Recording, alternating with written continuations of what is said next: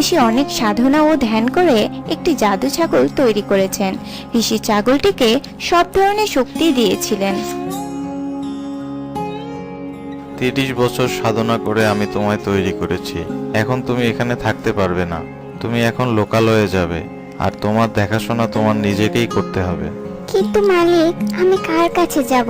আর আপনি আমায় কেনই বা তৈরি করেছেন? আমি তোমাকে তৈরি করেছি অসহায় মানুষের পাশে দাঁড়ানোর জন্য, কিন্তু তোমাকেই খুঁজে বের করতে হবে কে অসহায় ও নির্লোভ। আর একটা কথা, তুমি যখন ইচ্ছা সাধারণ ছাগল হতে পারবে, আর যখন ইচ্ছা সোনার ছাগল হতে পারবে। আর একটা কথা শুনে রাখো, তুমি সবাইকেই সাহায্য করতে পারবে, কিন্তু যদি তুমি তা করো তবে আমার ধর্মের খেলাফত হবে। তাই তুমি সকলকে সাহায্য করতে পারবে না, কেবল তুমি তাকেই সাহায্য করতে পারবে যার মনে কোনো লোভ নেই। ঠিক আছে মালিক। এই বলে ছাগলটি চলে যায়।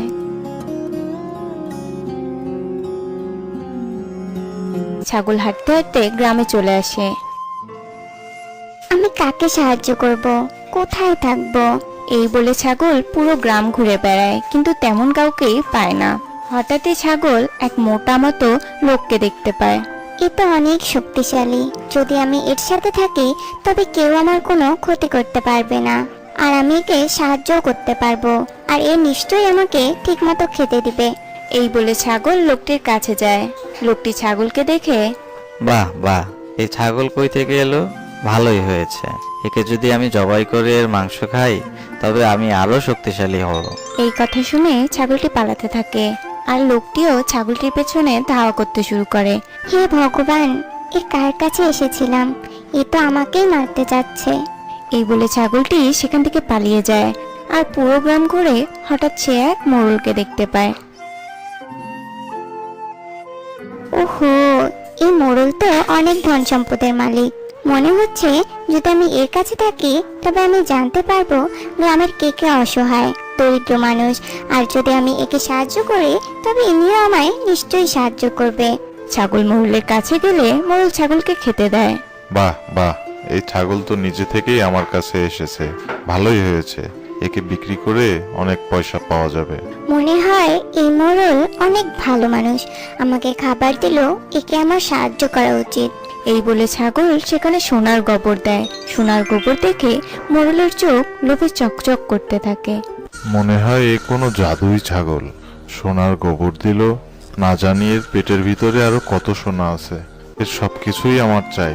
এইসব বলে মোড়ল ছাগলকে ধরতে যায়, কিন্তু ছাগল সেখান থেকে পালিয়ে যায়। এই মোড়ল এসব কি বললো? এই মোড়ল ভালো মানুষ নয়। এই বলে ছাগল সেখান থেকে পালিয়ে যায়। ওই গ্রামেই অনল নামে এক ফল বিক্রেতা ছিল। সে ঠেলায় করে গ্রামে গ্রামে ফল বিক্রি করত, কিন্তু অনল ছিল খুব কালো, তাই তার দোকানের ফল কেউ কিনতো না। সবাই অনলকে দূর দূর করে তাড়িয়ে দিত। অনল লোকের কথায় পাত্তা দিত না। হঠাৎই অনল তার সামনে একটি ছাগল দেখতে পায়। কি হয়েছে তোমার? এভাবে হাঁপাচ্ছ যে? খিদে পেয়েছে তোমার? ফল খাবে বুঝি? অনলের কথা শুনে ছাগল অনেক অবাক হয়ে যায়। এই গ্রামের সকলেই আমাকে খেতে চাইতো, আমায় বিক্রি করতে চাইতো, কিন্তু তুমি আমায় সেসব না বলে আমার কি লাগবে সেটা বললে। আমি তোমার সাথে কিছুদিন থাকতে চাই। তোমার যতদিন ইচ্ছা তুমি আমার সাথে থাকতে পারো। আর তাছাড়া আমার এই দুনিয়াতে কেউ নেই, তুমি আমার সাথে থাকলে আমার ভালোই লাগবে।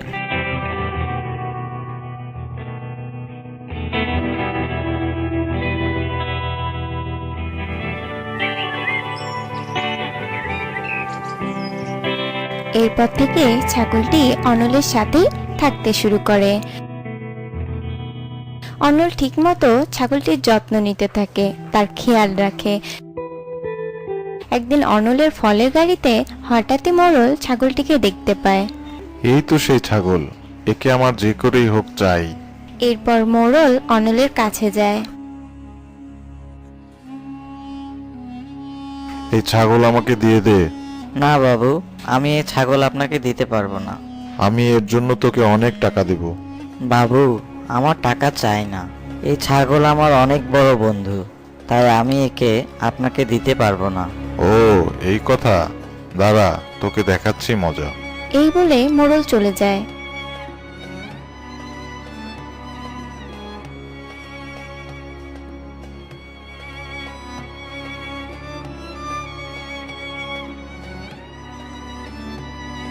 আর পরের দিন মিথ্যে বলে যে অনল তার কাছে অনেক টাকা ঋণ নিয়েছিল, কিন্তু তা এখনো পরিশোধ করেনি। তাই তাকে ঋণের বদলে তার বাড়িঘর জমি জায়গা সব মোড়ল নিয়ে নিবে। এখনো সময় আছে, তুই আমায় ওই ছাগল দিয়ে দে, না হলে আমি তো সব জমি জায়গা দখল করব। আমি কোনো কিছুর বিনিময়ে আমার বন্ধুকে ছাড়তে পারবো না। আপনি বরং আমার জমি জায়গা নিয়ে নেন। এরপর অনল তার সব জমি জায়গা মোড়লকে দিয়ে দেয় আর সেখান থেকে চলে আসে। আর সব কথা ছাগলকে বলে। সব কথা শুনে ছাগলের অনেক কষ্ট লাগে। বন্ধুত্বকে তুমি যে মর্যাদা দিয়েছো এতে আমি অনেক খুশি হয়েছি, তাই আমি তোমাকে সাহায্য করতে চাই। এরপর ছাগল অনেক বড় হতে থাকে আর অনেক অনেক সোনা দিতে থাকে আর জাদু দিয়ে তাকে সুন্দর এক বাড়ি বানিয়ে দেয়। আজ থেকে আমরা দুজন একসাথে খুশি খুশি থাকবো। তো বন্ধুরা, আজ এ পর্যন্তই। আবার দেখা হবে অন্য কোনো দিন, অন্য কোনো সময়, অন্য এক মজার গল্প নিয়ে। সে পর্যন্ত তোমরা ভালো থেকো, সুস্থ থেকো। ধন্যবাদ।